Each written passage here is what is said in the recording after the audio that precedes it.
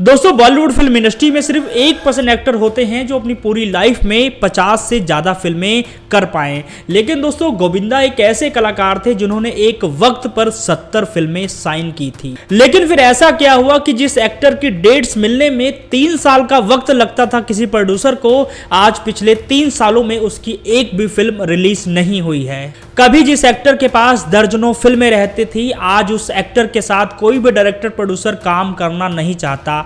ऐसी कौन सी गलती हुई है गोविंदा से जिससे उनका फिल्मी करियर बर्बाद हो गया? आइए जानते हैं इस वीडियो में। दोस्तों साल 1986 में गोविंदा का फिल्मी डेब्यू हुआ था। फिल्म का नाम था लव 86 और इस फिल्म के बाद दोस्तों ये फिल्म तो गोविंदा की सुपर डुपर हिट रही ही थी।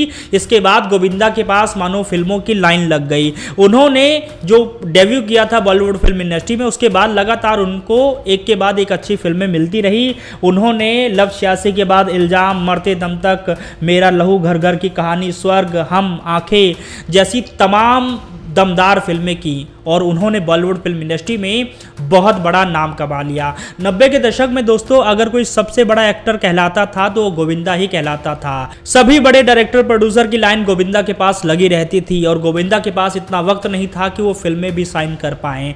उन्होंने एक वक्त में 70 फिल्में साइन की थी और इस दौरान उनका बॉलीवुड फिल्म इंडस्ट्री की कई अभिनेत्री के साथ अफेयर भी रहा, जिसमें रानी मुखर्जी, दिव्या भारती, माधुरी दीक्षित, रवीना टंडन और नीलम कोठारी शामिल थी। इन सभी एक्ट्रेस के साथ दोस्तों गोविंदा का अफेयर रहा। सन 2000 तक दोस्तों गोविंदा बॉलीवुड फिल्म इंडस्ट्री के किंग कहलाते थे। उनके जैसा कोई नहीं था। एक साल में उनकी 10-10, 12-12 फिल्में रिलीज हुई हैं और उस वक्त उनकी बहुत सी फिल्में सुपर डुपर हिट भी हो रही थी। लेकिन सन 2000 आते आते लोगों का इंटरेस्ट चेंज होने लगा। लोग सलमान खान, ऋतिक रोशन, जॉन इब्राहिम और शाहरुख खान जैसे एक्टर को पसंद करने लग गए। इस दौरान तक गोविंदा के पास बहुत फिल्में थी, लेकिन आने वाले समय में गोविंदा का करियर खतरे में नजर आ रहा था क्योंकि लोगों का टेस्ट चेंज हो चुका था। लोग गोविंदा की फिल्मों को उतना प्यार नहीं दे रहे थे।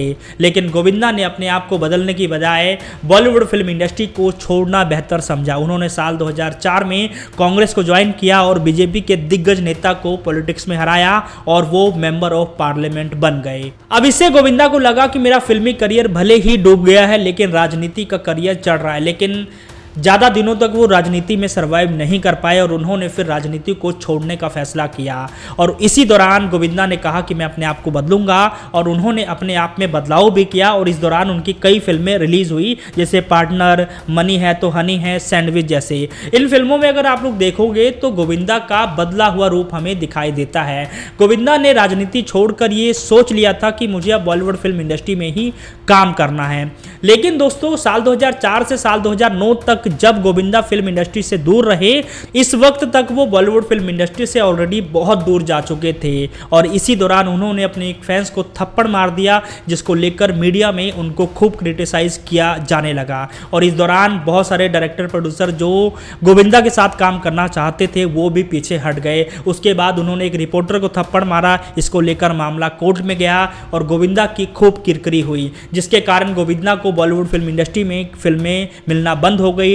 कोई भी बड़ा डायरेक्टर प्रोड्यूसर गोविंदा के साथ काम करना नहीं चाहता था अपनी बेइज्जती के कारण, क्योंकि डायरेक्टर प्रोड्यूसर को लगता था कि गोविंदा का जो फेस है वो बहुत ज़्यादा बदनाम हो चुका है, अब उनकी फिल्में कोई नहीं देखेगा। इसीलिए कोई भी बड़ा डायरेक्टर प्रोड्यूसर गोविंदा के साथ काम करना नहीं चाहता था। लेकिन साल 2015 तक ये मामला शांत हुआ। गोविंदा फिर से बॉलीवुड फिल्म इंडस्ट्री में कमबैक किया, लेकिन उन्होंने जो भी फिल्में उस दौरान की वो बॉक्स ऑफिस पर पिटने लगी। उसके बाद कोई भी बड़ा डायरेक्टर प्रोड्यूसर उनके साथ काम करना नहीं चाहता था। साल 2019 में उनकी आखिरी फिल्म रंगीला राजा रिलीज हुई थी। उसके बाद से अब तक उनकी कोई भी फिल्म रिलीज नहीं हुई है। तो दोस्तों ये है गोविंदा की डाउनफॉल की कहानी। जिनके पास कभी 70 फिल्में थी, आज उनके पास पिछले 6 सालों से उन्होंने एक भी फिल्म में काम नहीं किया है। तो दोस्तों आपको क्या लगता है गोविंदा का फिल्मी करियर क्यों बर्बाद हुआ? कमेंट सेक्शन में अपना सुझाव ज़रूर दीजिए।